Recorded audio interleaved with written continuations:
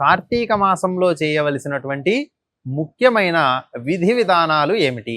ప్రముఖంగా కార్తీక మాసంలో జప, దాన, తర్పణాదులతో పాటు పార్వతీ పరమేశ్వరులు, లక్ష్మీనారాయణుల యొక్క అనుగ్రహము కోసము పరమేశ్వరుణ్ణి మల్లెపూలతో, విష్ణుమూర్తిని అవిసె పువ్వులతో పూజ చేయడం అనేటటువంటిది ఎంతో ఉపయుక్తమైనది.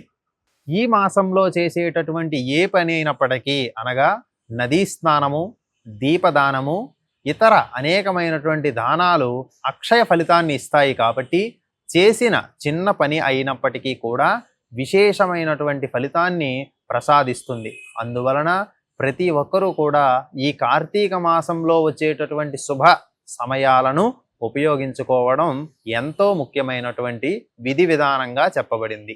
ఈ కార్తీక మాసంలో తులసి, ధాత్రి పూజ మరియు శివ సాలగ్రామ పూజ, ధాత్రి వృక్షము కింద శ్రీమన్నారాయణుని పూజ చేయుట మరియు ఉసిరి తులసి కలిపినటువంటి వివాహము ఈ మాసంలో మనం చేయడం జరుగుతుంది.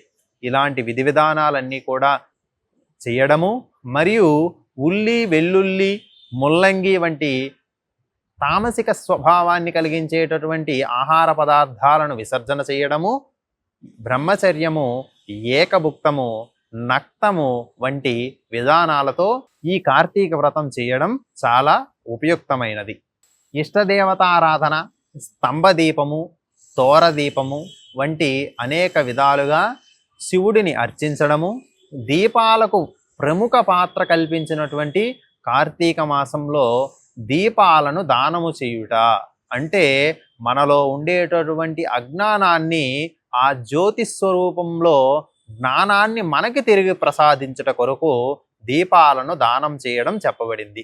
ఎవరైతే ఇచ్చేటప్పుడు దీపాన్ని ఇస్తూ ఆ దీపంలో ఉండేటటువంటి వెలుగు అంటే ఆ తేజస్సు ద్వారా తనలో ఉండేటటువంటి భగవంతుడు ఉద్ధరించబడాలి అనేటటువంటి జ్ఞానము కలుగుతుంది. కాబట్టి దానినే దీపదానంగా చెప్పబడింది.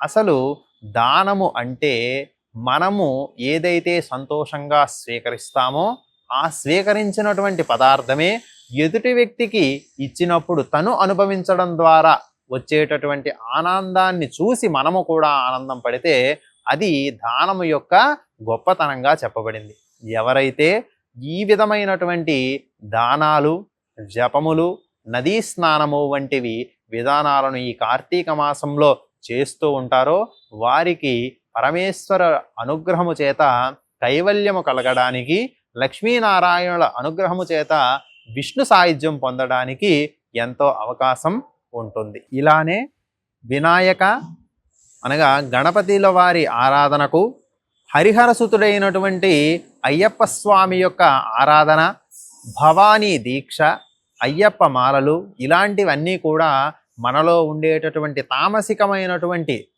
లోపాలను సరిదిద్దుకుంటూ సాత్వికమైనటువంటి లోపాలను మనలో నింపుకోవడానికి అనగా జ్ఞానాన్ని పొందడానికి ఉపయోగపడేవిగా చెప్పబడ్డాయి. అలానే ఈ యొక్క కార్తీక పౌర్ణమి రోజు మనము ప్రత్యేకించి చూస్తూ ఉంటాం.